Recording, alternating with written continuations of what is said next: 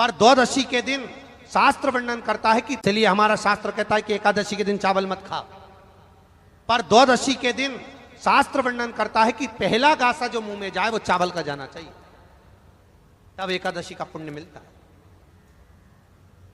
तो शास्त्र क्यों कहते हैं? दो चीजों को याद रखिए, गौदान और एकादशी। श्रीमद वल्लभाचार्य जी ने मायावत का खंडन करा था जगन्नाथपुरी में, और श्रीमद वल्लभाचार्य जी ने कहा था एकादशी मरने के बाद मत दो, एकादशी जीते जी दो। कहा था कि नहीं कहा था? जीते जी दान करिए। इसलिए जगदीश में जगन्नाथपुरी में एकादशी उल्टी लटकी हुई है। करें आपने दर्शन? जगदीश में एकादशी को उल्टा लटकाया, क्यों? क्योंकि वल्लभ ने कहा कि एकादशी जीते जी दो। कई पंडितों कहते हैं तुम्हारे दादाजी मर गए, जब 12वें का दिन होता है ना तो पंडित जी संकल्प छुड़ाते हैं, दो एकादशी। बड़े बेटे ने 5 दे दी, छोटी बहू ने 3 दे दी, उसने 2 दे दी, उसने 2 दे दी, तो क्या तुम्हारे दादाजी भिखारी थे जो तुम्हारी एकादशियां लेकर जाएंगे? और तुम कौन होते हो दादाजी को एकादशी देने वाले? तुमने कौन सा इतने पुण्य कर लिए जो तुमने एकादशी दे दी?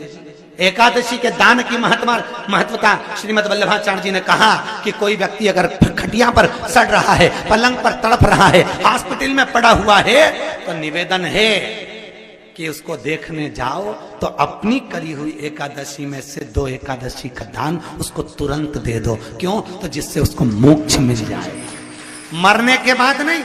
क्योंकि मरने के बाद तो वो 10वें के दिन गरुड़ पुराण में लिखा है 10 दिन तक जीवात्मा घर की अटारी पे रहती है। कितने दिन? 10 दिन। 10 दिन के बाद जीवात्मा चली जाती है।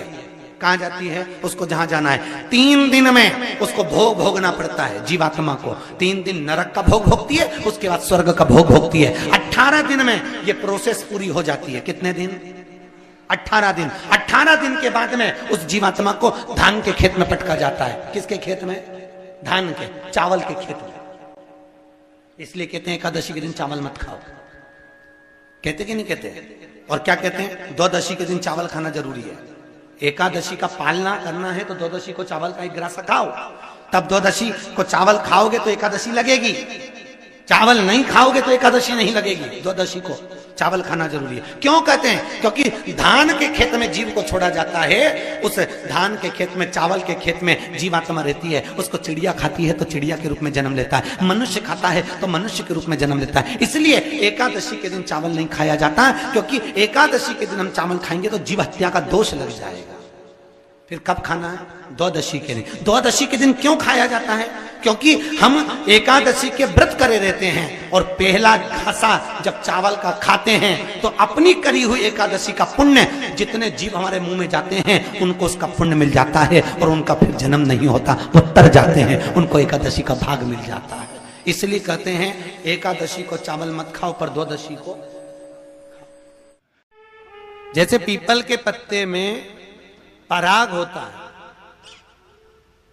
हमारा हिंदू धर्म, हमारा शास्त्र कहता है, हमारे शास्त्र, हमारे वेद, डॉक्टर वर्णन करते हैं कि पीपल के पत्ते को अगर एकादशी और द्वादशी के दिन एक तांबे के पात्र में गला कर रख दिया जाए और उस पानी का आचमन 3 बार करा जाए तो जिसकी नाड़ियां चोक भी हो जाती है, डॉक्टर बोले इसका बाईपास करना पड़ेगा, उसको केवल 3 आचमन पानी एकादशी और द्वादशी को पीपल के पत्ते का कराया जाए तो अंदर की नाड़ियां भी खुल जाती हैं। पीपल के पत्ते का इतना प्रमाण हमारे विष्णु पुराण में वर्णन है।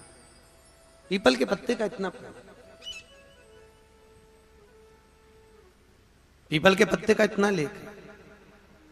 जैसे चर्म रोगधारी व्यक्ति होता है ना, जिसकी चमड़ी सफेद पड़ जाती है, तो उसको क्या करना चाहिए? केवल हिंदू धर्म में केवल एक पीपल का वृक्ष है जिसका पराग झड़ता है, और वो रात्रि को लगभग 10 बजे से 12 बजे के भीतर, 9 बजे से 12 बजे के भीतर पीपल के पेड़ के पत्ते का पानी झड़ता है। उसके नीचे एक थाली रख देना चाहिए, और उस थाली में पीपल के पेड़ के नीचे रख दो, और उसका पराग जब झड़ जाए वो पानी को बाल्टी में धो लो, और धोने के बाद थाली को उस पानी से 15 दिन, 8 दिन, 20 दिन स्नान करिए। धीरे धीरे चर्म रोग समाप्त हो जाता है। सफेद जो चमड़ी पड़ी वो वापस अपने रंग में आना चालू हो जाती है। कोई डॉक्टर को ही नहीं दिखाना।